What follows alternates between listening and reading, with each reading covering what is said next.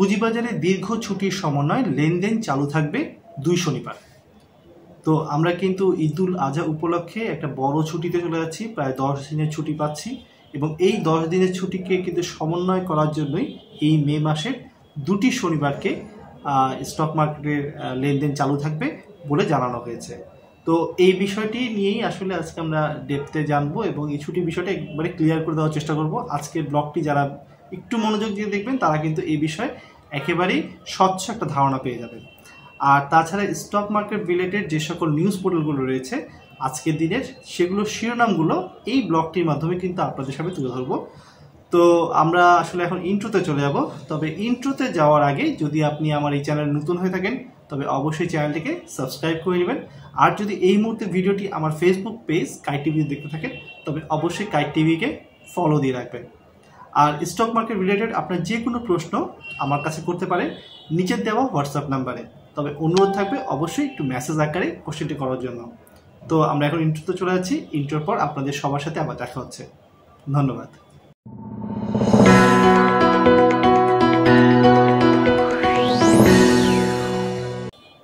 অসংখ্য ধন্যবাদ ইন্ট্রোর পর আমার সাথে সংযুক্ত থাকার জন্য। তো প্রথমে আসলে আমরা দেখে নিব যে আজকের দিনে স্টক মার্কেটে আমাদের একেবারে সামারিটি। আজকে 12 মে 2025। আজ কিন্তু মার্কেটটা একটা ঊর্ধ্বমুখী মার্কেট ছিল, 19 পয়েন্ট মার্কেটটা বেড়েছে এবং আমাদের ইন্ডেক্স কিন্তু চলে এসছে 4921 পয়েন্টে। আজকে টার্নওভারটাও বলা যায় যে খুব একটা খারাপও না আবার ভালোও না, একটু মোটামুটি বলা যায় যে 364 কোটি টাকা টার্নওভার হয়েছে। তো এই ছিল আসলে আজকের মার্কেটে একেবারে সামারি। তো আমরা একেবারে প্রথম যে খবরটা সেই খবরটাতে চলে যাচ্ছি। খবরটা নিয়েছি আমরা sharenews24.com থেকে। সেখানে কিন্তু যেটা বলা হয়েছে যে পুঁজিবাজারে দীর্ঘ ছুটির সমন্বয়ে লেনদেন চালু থাকবে 2 শনিবার। তো পবিত্র ঈদুল আজহা উপলক্ষে আগামী 5 জুন থেকে টানা 10 দিন সরকারি ছুটি থাকবে, অর্থাৎ ছুটি শেষ হবে 14 জুন। দেশের শেয়ার পুঁজিবাজারে এই সময় লেনদেন বন্ধ থাকবে। দীর্ঘ এই ছুটির সমন্বয়ে ঈদের পরে 2 শনিবার পুঁজিবাজারে লেনদেন চালু থাকবে। ডিএসসি ঢাকা স্টক এক্সচেঞ্জ সূত্রে এই তথ্য জানা গেছে।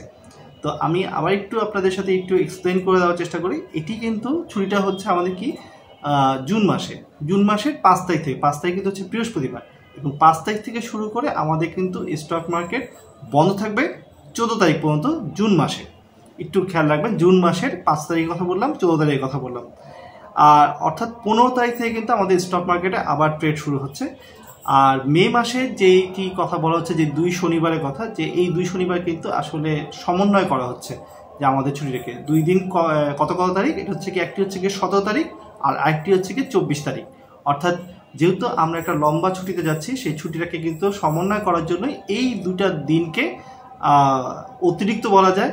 আবার আপনি যদি এভাবে চিন্তা করেন যে একটা যেহেতু বড় ছুটি পড়ছে স্টক মার্কেটে, সেই ছুটিটা কিন্তু সমন্বয় করার জন্যই এই 2 শনিবার খোলা রাখা হয়েছে, অর্থাৎ মে মাসে 17 এবং 24 তারিখ। তারপরে আমি একটু সরাসরি নিউজ থেকে যাচ্ছি যে সূত্র মতে সরকারি ছুটির সঙ্গে সামঞ্জস্য রেখে দেশের পুঁজিবাজারে ছুটিও বৃদ্ধি করা হয়েছে। আগামী 11 এবং 12 জুন বুধবার ও বৃহস্পতিবার পুঁজিবাজার বন্ধ থাকবে। ঈদুল আজহার 10 দিন ছুটির সমন্বয়ে আগামী 17 ও 24 মে সাপ্তাহিক ছুটির দিন শনিবার পুঁজিবাজার খোলা থাকবে। অর্থাৎ এই 2টা দিন কিন্তু আসলে বন্ধ থাকবে। আপনারা জানেন যে শুক্র শনিবার কিন্তু স্টক মার্কেট বন্ধ থাকে, কিন্তু এবার যেটা হবে সেটা হচ্ছে কি এই মে মাসের 17 এবং 24 এই 2 শনিবার কিন্তু স্টক মার্কেট খোলা রাখা হয়েছে। এছাড়া ঈদুল আজহার ছুটি শেষে 15 জুন নিয়মিত সময়সূচি অনুযায়ী পুঁজিবাজার চালু থাকবে।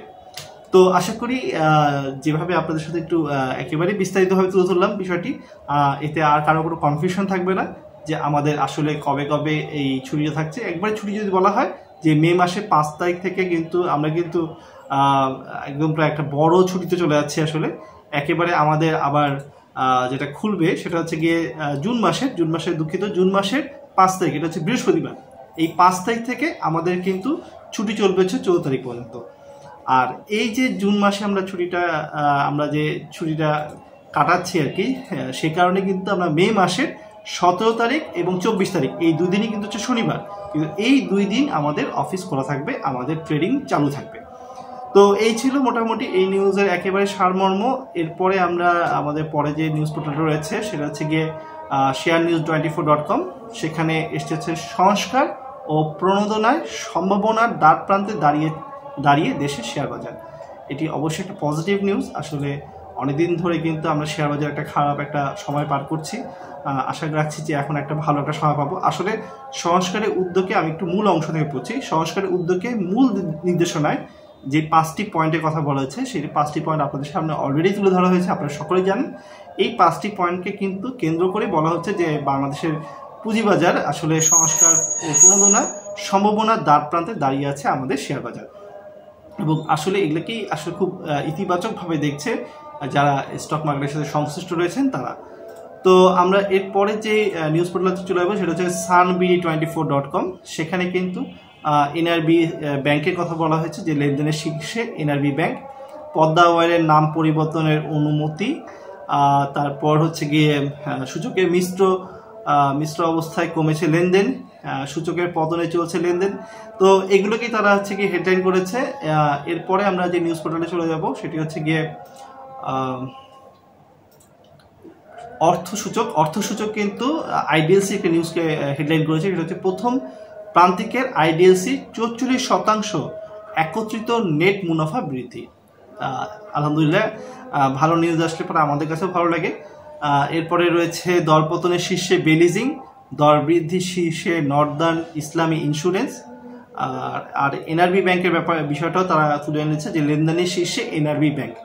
তো এটি ছিল হচ্ছে গিয়ে অর্থসূচকের নিউজ। এরপরে আমরা যাব হচ্ছে গিয়ে বণিক বার্তায় কিন্তু এই আমাদের আমাদের প্রধান উপদেষ্টা যে 5 নির্দেশনা সেটা নিয়েই তারা নিউজ কভার করেছেন।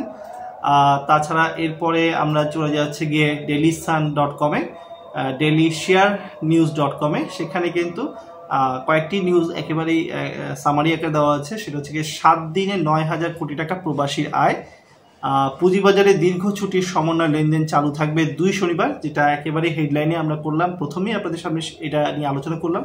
বেলিজিংয়ের সর্বোচ্চ দরপতন, দর বৃদ্ধি শীর্ষে নর্দার্ন ইসলামী ইন্স্যুরেন্স, লেনদেনের শীর্ষে এনআরবি ব্যাংক, সূচকের মিশ্র প্রতিক্রিয়ায় কমেছে লেনদেন।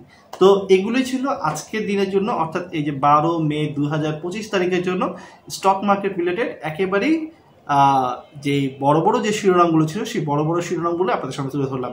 তো দেখা হচ্ছে নেক্সট ভিডিওতে। ততক্ষণ সবাই ভালো থাকবেন, সুস্থ থাকবেন। ইনশাল্লাহ আবার নেক্সট ভিডিওতে আপনার সাথে দেখা হচ্ছে। আল্লাহ হাফেজ।